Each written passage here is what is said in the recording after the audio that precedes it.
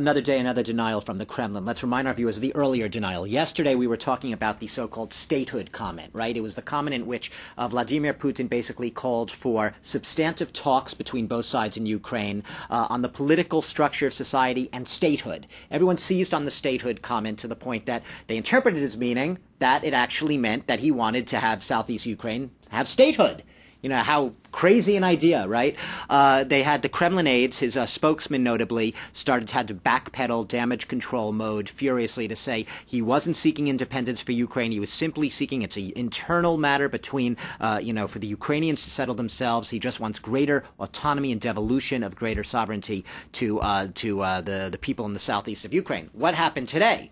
Well, today you woke up to headlines that Putin had said, if I want to, I can take Kiev in 2 weeks.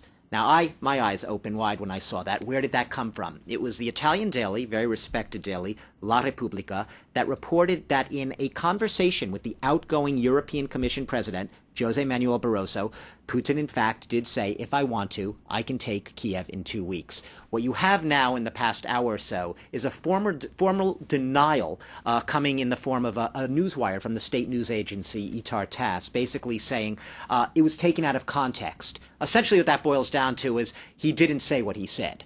It's a presidential aide this time, not the spokesman who did the damage control yesterday. It's another man named Yuri Ushakov, basically said remarks taken out of context. But what's telling is that he's also quoted as telling the media, the presidential aide, irrespective of whatever words he may have pronounced, meaning even if he did actually say that, he didn't really mean it.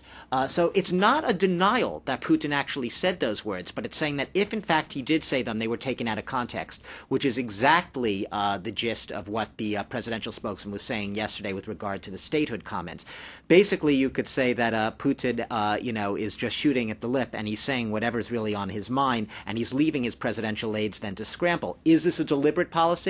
Is he deliberately saying these things in order to make everyone sit up and take notice and panic a little and keep things uncertain and unstable and have us all ask, what is Putin thinking? Is it not deliberate? Is it really a slip? Is it intentional? We could sit here and speculate all day. But the fact is, more and more we are having statements followed by damage control, followed by denials, followed by the Kremlin essentially pointing its finger back at the Western media in the West saying, how could you possibly think that what Putin is saying is what Putin is saying?